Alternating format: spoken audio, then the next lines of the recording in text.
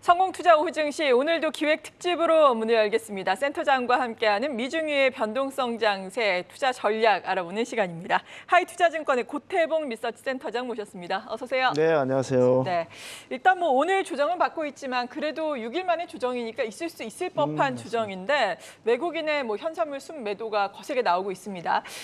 일단 이번 주라든지 향후의 시장 전망 어떻게 하고 계십니까?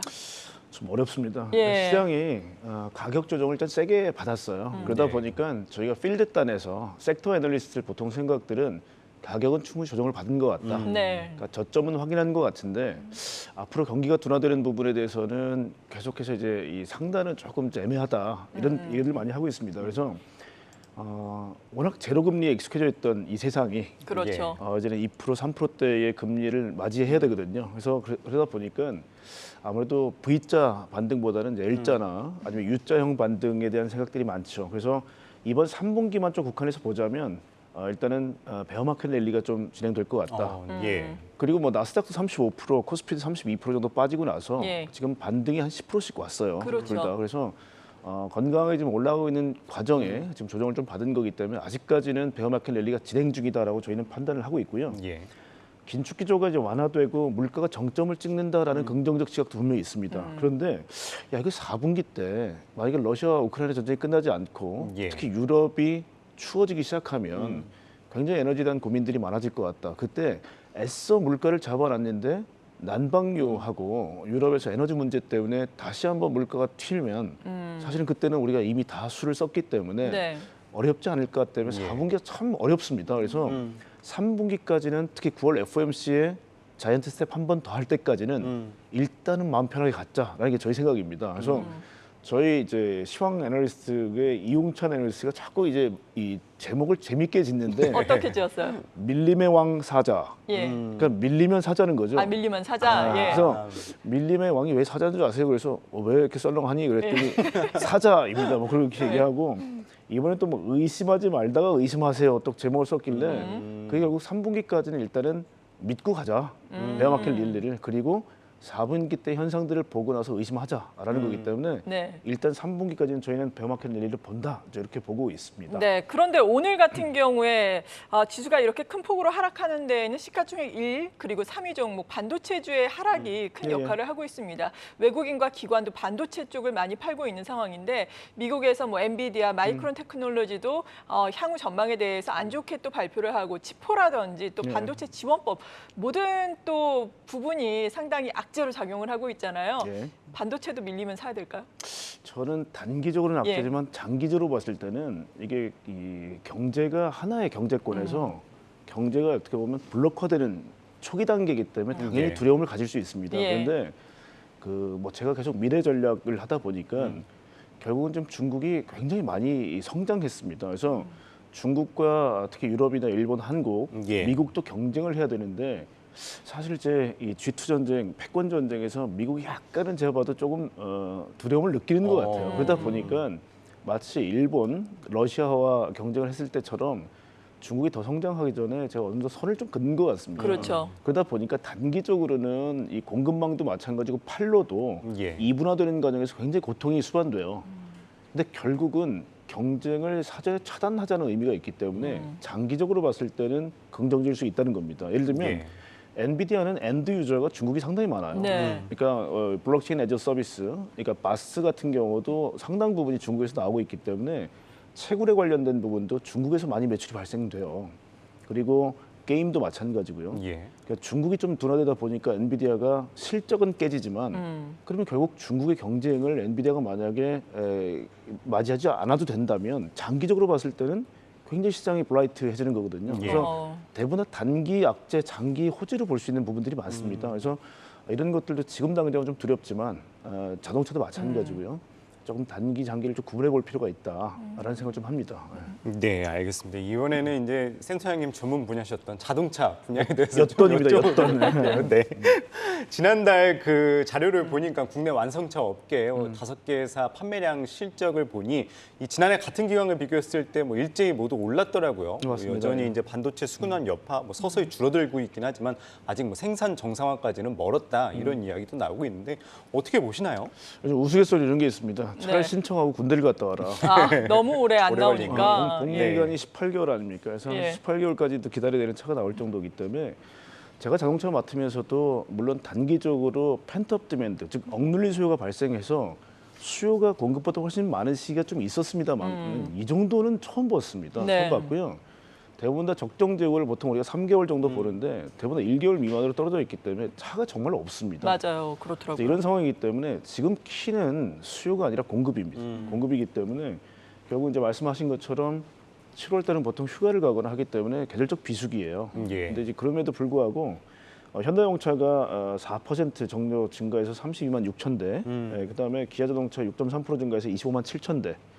일단 고무적이라고 봅니다. 예. 그리고 또 이번에 라인 재정비라든지 노사가 일단 물론 무분규를 일단 타결은 됐습니다만 예. 도중에 협상하는 과정에서 좀 로스가 있었어요. 그래서 그런 부분하고 또 인기 차종의 반도체 수급이 굉장히 좀 차단이 되면서 국내 쪽이 많이 네. 빠졌습니다. 그래서 해외가 좀 이렇게 발굴의 노력을 하면서 합쳤을 때 이 정도가 나왔기 때문에 예. 굉장히 고무적이다라고 생각되고요.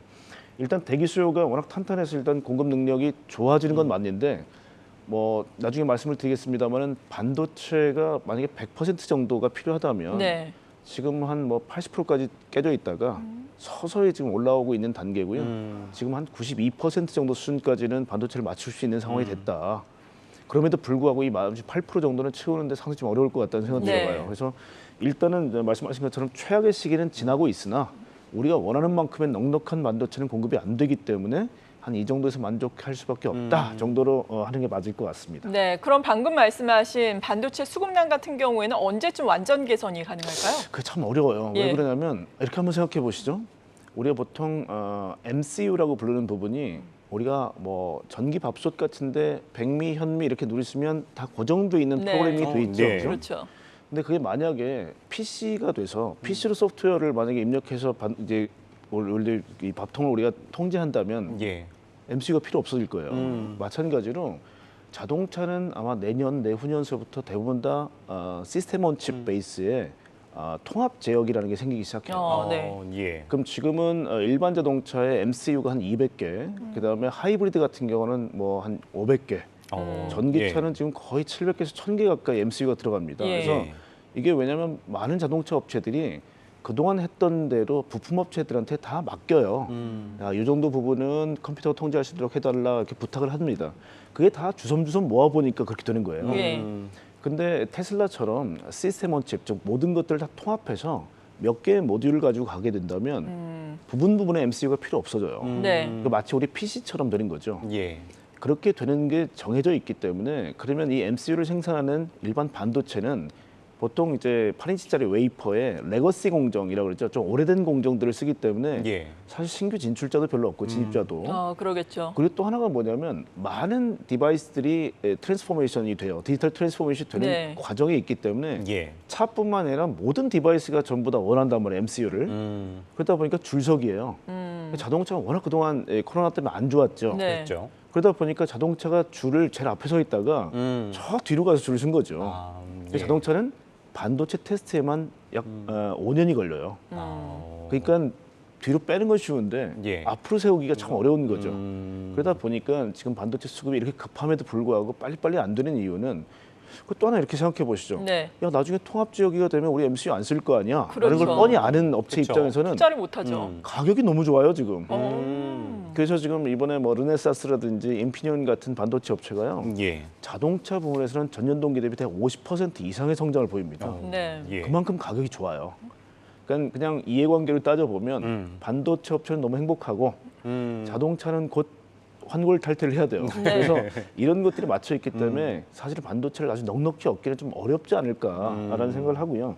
그럼에도 불구하고 아까 말씀드린 것처럼 완전히 이제 어려운 시기를 좀 넘어서 조금 부족분은 있지만 서서히 올라오고 있다라고 보시는 게 맞을 것 같고요. 예. 자동차의 뭐 친환경차나 스마트화는 계속 진행될 거기 때문에 그렇죠. 어떤 업체는 통합 지역으로 빨리 가고 이 IT 쪽에 좀 일가견이 있는 업체들은 아닌 업체들은 아직도 MCU를 좀 주섬주섬 주워 모아야 되는 이런 상황이 네. 당분간 오래 될 겁니다. 뭐 현대차 기아에 대해서도 여쭤볼게요. 올해 워낙 뭐 역대 최대 실적을 달성할 거다. 뭐 이런 이야기가 나오고 있는 상황에서 센터장님은 어떻게 보시나요? 확정적으로 얘기도 될 것 같습니다. 이거는 왜냐하면 뭐 의심의 여지가 별로 없고요. 왜냐하면 제 기억이 2012년도인가요? 예. 당시에 84조 매출액에 당시 8조 4천억 영업이익. 네. 외우기가 워낙 쉽습니다. 예. 왜냐하면 딱 10%의 영업이익이 나왔던 때가 사상 최고였고요. 이번에는 뭐 2분기만 해도 3조가 넘었기 때문에 예. 보수적으로 봐도 뭐 9조에서 10조 정도는 나올 거기 때문에 사상 최고치는 넘어설 것 같습니다. 자, 그런데 이 부분이 도대체 왜 그러냐라고 보면요. 예. 자동차라는 게 저희가 보기에는 만들어서 판다고 되게 쉽게 생각하시지만 그 과정에 어떤 과정들이 생략되어 있냐면요. 차를 생산하는 거는 공장이죠. 예. 이 공장에서 차를 사는 게 판매 법인이에요. 네. 판매 법인이 돈을 주고 사면 판매 법인의 원가가 되고요. 여기서 그냥 애누리 없이 이익만 얹어서 팔면 땡큐인데 차가 안 팔릴 경우에 인센티브라는 걸 주게 됩니다. 예. 그렇죠. 근데 평균 인센티브가 우리 원화 기준으로 보면 한 400에서 500만 원 된단 말이에요. 네. 근데 그게 재고가 없는데 그걸 줄 필요가 있나요?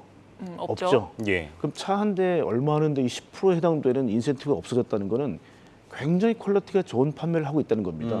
또 하나는 판매가 안 될 경우에 그래 우리 금융법인도 연결 매출에 포함이 돼요. 그럼 예를 들면 고객님 60개월 무이자 할부로 드릴게요라면 그 이자에 대한 부담은 누가 져야 될까요? 금융법인이 져야겠죠. 예. 지금은 60개월 무이자 줄 필요 없어요. 그렇죠. 줄 서 있기 때문에 굉장히 고마진이 날 수밖에 없는 구조입니다. 그래서 반도체도 문제가 되고 뭐 물류비도 비싸졌고 인건비도 비싸졌고 뭐 많이 그렇지만 그럼에도 불구하고 이익이 이렇게 굉장히 높게 나오는 이유는 말씀하신 대로 들은 대로 판매에서 인센티브가 줄어들고 재고 관리 비용이 없어졌고 그다음에 금융법인의 이익이 상당히 높아졌다.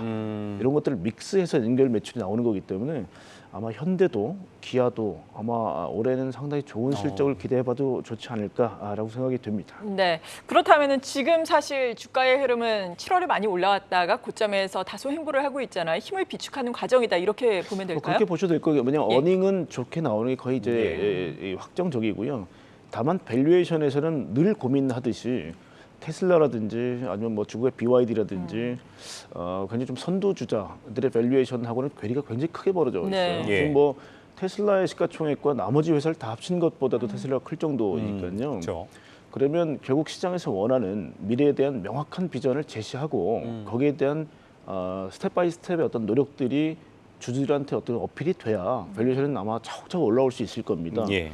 그래서 이 부분에서 그래도 시장이 좀 안도한 거는 네. 적어도 전기차 분야에서는 한국이 그렇게 못하지 않구나라는 것들이 최근 들어 뭐 카 오브 더 이어 이런 데서 수상을 하거나 이런 그렇죠. 쪽에서 입증이 되고 있고요. 다만 우리도 예전에 스마트폰 때 잘 봤죠. 핸드폰 때 당시에 뭐 초콜릿 폰이 나오고 뭐 굉장히 좋은 핸드폰이 나오다가 네. 갑자기 아이폰이 나오고 나서는 스마트가 안 됐기 때문에 전부 다 무너진 맞아요. 거거든요. 맞습니다. 전기차도 똑같이 보셔야 돼요. 내연기관에서 전기차로 가는 거는 마치 유선전화에서 무선전화로 가는 흐름이 있기 때문에 전부 다 갈 겁니다. 거기까지는. 근데 어느 순간서부터는 이 차가 업데이트 되니? 그다음에 로보택시로 전환되니? 뭐 이런 것들, 즉 스마트폰처럼 스마트화가 안 되는 차와 되는 차의 전기차는 기반이 깔려 있고요. 예. 대신에 이 두 개에 따라서 엄청나게 밸류 차이가 날 거예요. 그래서 그 부분에서 아마 현대자동차가 좀 더 보여줄 부분이 많다. 그래서 그 부분을 만약에 충족한다면 말씀하신 대로 주가는 조금 더 어닝에 맞춰서 올라갈 수 있지 않을까라는 생각을 하고 있습니다. 네. 그리고 앞서서 반도체 이야기를 하면서 미중 간의 패권 전쟁이 일어나고 있는 가운데 첨단 부분에 대해서도 예, 예. 지금 패권 전쟁이 한창이어서 뭐 법안 같은 것도 많이 나오고 있는데 인플레 감축법과 관련해서도 뭐 현대차, 기아에 대해서 우려하는 시각이 좀 있더라고요. 어떤 우려의 시각이 있고 또 어떤 걸로 또 극복을 해낼 수 있을까요? 아까 잠깐 제가 언급을 예. 하고 지나갔는데요. 단기적으로는 저희도 걱정을 좀 해야 됩니다. 왜 그러냐면요. 법안 자체가 보셔서 알겠지만 미국과 그들 편, 그렇죠. 아닌 편을 예. 일단 예. 나누는 거고요. 사실은 핵심을 보면 중국을 배제하겠다는 겁니다. 그렇죠. 그래서 스마트 그 자율주행 차는 아까 말씀하신 14 동맹이라든지 반도체 과학법이라는 걸로 중국을 배제했어요. 예를 들면 자율주행 차를 중국산으로 도입했을 때 우리의 보안 문제라든지 옛날 화웨이하고 똑같은 모양이 나올 겁니다. 아마 분명히. 그래서 이 두 개의 동맹은 아예 중국의 자율주행차를 차단시키고 미국의 앞선 반도체나 아니면 AI 기술을 중국에 주지 않겠다는 얘기입니다. 예. 그래서 이거는 스마트카에 대한 보완이라고 보셔야 될 것 같고요. 이번에 말씀하신 인플레이션 이 감축법 같은 경우는 친환경에 대한 부분이에요. 네. 즉 전기차를 막겠다는 겁니다. 예. 이 두 개가 그래서 단기적으로 보기에는 한국도 허들을 넘기 위해서는 많은 노력을 해야 됩니다. 예를 들면 예전엔 미국산 메이드 인 USA로 관세를 적게 받으려면 75%를 미국산 부품으로 채워 넣어라 할 때도 예. 굉장히 걱정 많이 했어요. 네. 방송도 많이 하셨을 겁니다 그때.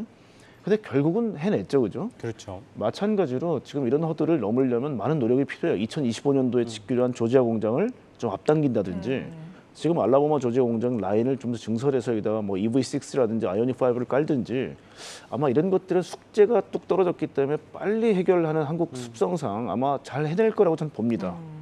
그런데 이 단기적으로 일단 숙제는 해결하는 과정에서 아마 주주분들이 많이 의심을 하고 쳐다볼 거고요. 예. 네.